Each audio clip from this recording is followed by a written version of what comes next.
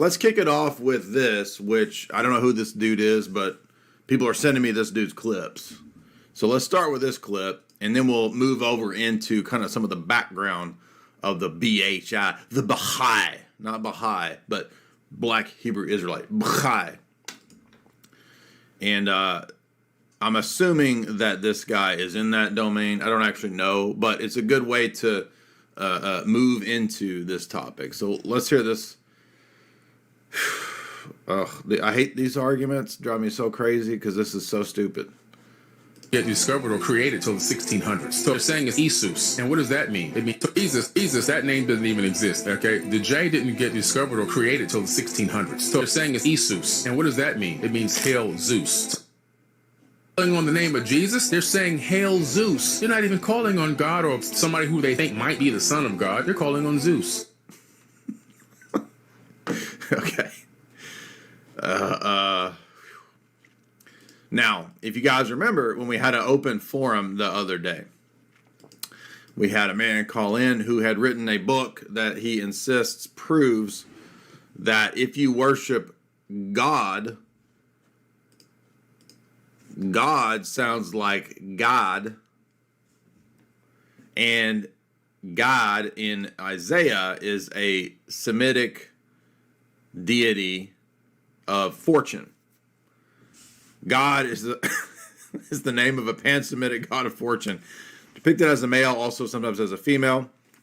It's mentioned in Arabic histories, also mentioned in Isaiah 65:11, and some translations just refer to this deity as fortune because it's the deity of fortune. So this individual, much like our friend, our brother on TikTok here, is saying that because Gad is similar to God, the referent is the same. Okay, first of all, they're not similar.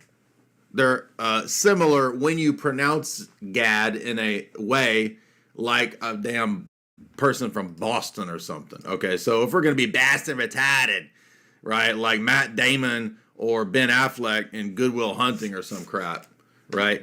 Boston, do you believe in God? Yeah, I believe in God. Do you believe in Matt Deadbad? I believe in Matt Deadbad because he's retarded.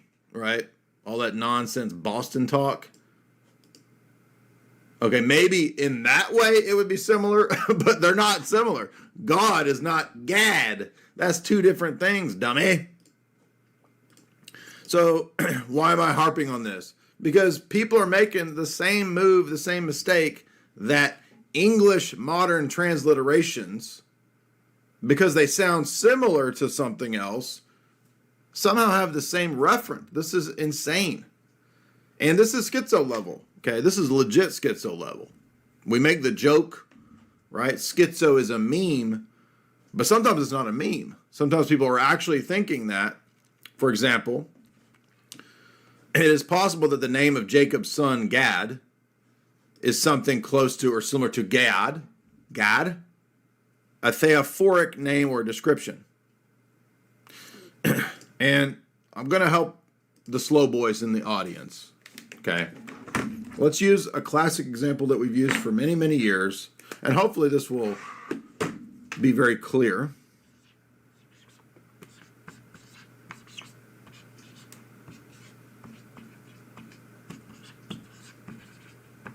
And I'm going to help you to distinguish what we're talking about from Charles Manson level theology. Literally. Okay. So do you want to be a Charles Manson level theologian? Maybe some of you do. Maybe some of you believe in helter skelter. God and the devil at one. That's literally what he thought. In the Bible, we have the statement, for example, that Jesus is the lion of the tribe of Judah. Oh, but what do we read according to Peter? The devil is like a lion seeking whom he may devour. So the lion of the tribe of Judah is Jesus, and the lion of the devil, what's the Charles Manson conclusion here? By the way, Carl Jung makes a similar conclusion. We've talked about how Carl Jung's essay, which I think is actually a book, but if you read Aeon, Carl Jung says Jesus is Antichrist because the same words and symbols are used for both. So Antichrist is a king of kings in the temporal realm. Jesus is king of kings. They're the same. Jesus is called the morning star. Lucifer is called the morning star. So Jesus is Lucifer. By the way, this is actually a fallacy. Okay.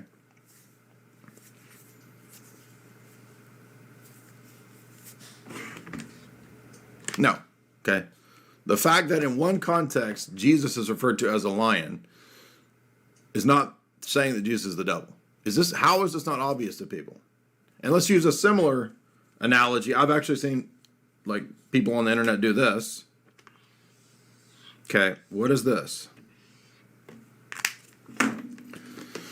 What is this? Oh, it's let's take this to absurd levels here. It's the Gnostic cross. Okay, the Gnostic cross is a cross in a circle. Oh, but it's also a pie chart, right? Oh, this could be a businessman's business pie chart, and he's doing some damn business work at the business company, doing some business transactions and making some business charts, right? Like sales are up 1/4 of a pie at the business company. Oh, but it's also a Gnostic cross that he drew. So all business dudes are Gnostics. Whoa, mind blown, dude. Biznosticism. And also, it's a sight. Dude, that's a gun sight, bro. That looks like you're looking down the sight of a gun. Pop, pop. So, it's the gun Gnostic business. How can we combine all of these? And it's bro, my mind's blown. Look at that. It's the Gnostic gun biz. What other nonsense could we apply to this? Oh, it's also a pizza. Oh, dude. It's a pizza, dude. A pizza is shaped like that. And it's cut in New York style. So it's a giant slice, bro. Pizza gate, dude. Pizza gate, dude. Whoa, my mind getting blown live time. Gnostic gun biz pizza gate. You see how dumb this is and how silly this is. This is the level that we're at. This is what people are doing, dude. You think I'm playing? This is how dumb this is. Okay, so this will get 1 million views on TikTok and everywhere else, Twitter. But just a little bit of sanity that I try to bring will get 200 views. I mean, this is just crazy. So ever since Ice Cube and Kanye decided that, because number one, these are icons, first of all, of black people. Secondly, because there are black saints. Secondly, some of these old icons, the paint gets old and aged, and it darkens. It does not mean Jesus and Michael the Archangel are black. Okay, this is so silly. And Kanye talked about this like 5 years ago. Okay, so he was one of the first. And my suspicion, I don't remember all the details, but if you remember, when Kanye was first waking up, he watched Century of the Self, which is a good documentary, and he shared it and was talking about all this stuff. And then he had the Trump phase, and he dyed his hair and all this. And then he started sharing this, where the icons are supposedly Black Jesus. Okay. Then Ice Cube picked up on it, and he started sharing icons of Black Jesus. And again, this was like 2018. Pretty sure it's 2018. The early Kanye stuff, where he was starting to wake up, was 2016, 17. Then I think Ice Cube started sharing this on Twitter in 2018. And it kind of died out for a little while. But I was on the airplane flying back from our LA event. And like I said, I was sitting next to a black dude who, I mean, he was watching Hebrew Roots, Black Hebrew Israelite stuff on his phone. And this week I've seen not just this, but multitudes of this all over social media everywhere. And now all the rappers are into this and sharing this stupid stuff. Okay. So it's just so silly, man. This is so dumb. And people are falling for it because of the algorithm pushing this everywhere and because people have TikTok brain. Okay. Now, I don't know a whole lot about Hebrew roots and Black Hebrew Israelites. So we're going to look at some introductory videos, some overviews. I did remember on the last stream, if you guys recall, that many, many moons ago, 2016, 17, when I was on with Worski, we did have a debate with a Black Hebrew Israelite dude, which I totally forgot about. I don't remember any of his arguments, though, or what he was trying to say. Something about Solomon and Bathsheba, I'm sure. But again, this was like 7 years ago.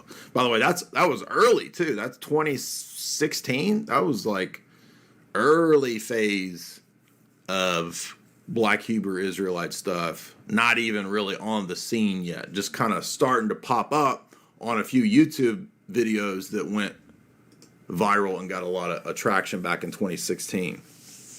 And again, because people are waking up to real conspiracy stuff, this is the pattern that everybody goes through when you start figuring out how the world really works. You hear about Jeff Stein McGaffrey, and you hear about conspiracies, and you hear about, all this stuff. And then the immediate thing everybody does, and we've all done this because I'm not knocking people, but the immediate thing that everybody does is you hear about a few real things, Federal Reserve, Jeff Stein McGaffrey, then they jump to the craziest things. So if I'm lied to about, the two-party system, I've been lied to about everything, including the history of Egypt, Britain, Russia, and the Middle East. Okay, no, that doesn't follow. So just because the mainstream media covered up and lied to you about certain things, and the fiat money system's a scam, it does not follow from that all this other madness is true. But we can understand that when you have your belief system shaken, you're then primed to believe or be fed a bunch of nonsense. And by the way, the system actually knows this.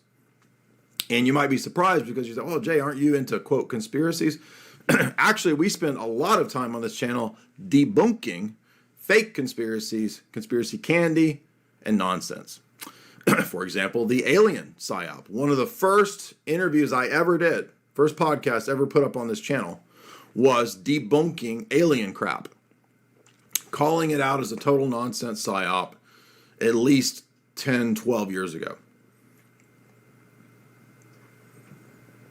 And why is that? Well, because when I started looking into what we could call conspiracy stuff, for me, as you guys know, in the late 90s, that started with questioning the United Nations, who put money into the UN, questioning things like the ideology behind Freemasonry, right? Kind of all the basic stuff. And I remember seeing a clip of Lord Voldemort talking about Skull and Bones. And I thought in 2003, I was like, well, what is this? Skull and Bones, I need to read about this. So I got the Sutton book, PDF back in the day in 2003 or 4. Started looking into Skull and Bones. Then I saw some of Burmes's stuff, started questioning the Big Nine. And those are all, pretty standard. A lot of us went through that kind of a process.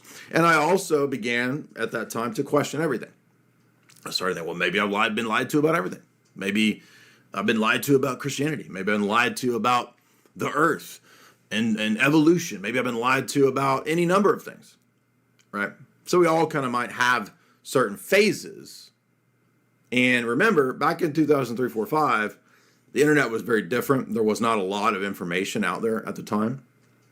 So, for example, if you were going to question other things like Protestantism, Roman Catholicism, there wasn't a lot of stuff you could go to. New Advent existed. I remember New Advent being there. But like in apologetics, there wasn't a whole lot of stuff. The debate was almost always Protestant versus Roman Catholic. Didn't know anything about Orthodoxy in 2003, 4, 5. I mean, I'd heard of it, but I didn't know anything about it. So that's just how it was, right? So remember that it was a different internet.